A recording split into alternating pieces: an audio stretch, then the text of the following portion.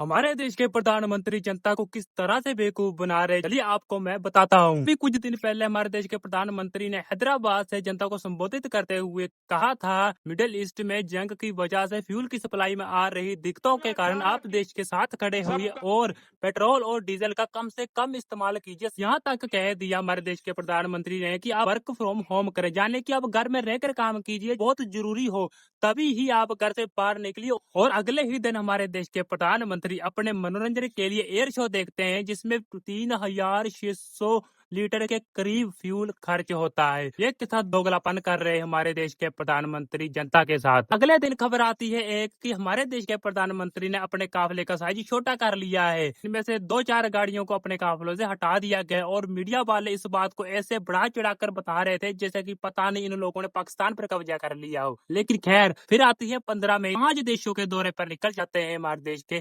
प्रधानमंत्री। पहला UAE, Netherlands और फिर नॉर्वे, स्वीडन और इटली का दौरा करने वाले हैं। हम 14 करोड़ से 23 करोड़ के बीच में खर्च आता है एक देश के दौरे का, हमारे देश के प्रधानमंत्री का। और ये वही इंसान है जो कभी कहते थे, अरे हम तो फकीर आदमी हैं, झोला लेके चल पड़ेंगे जी।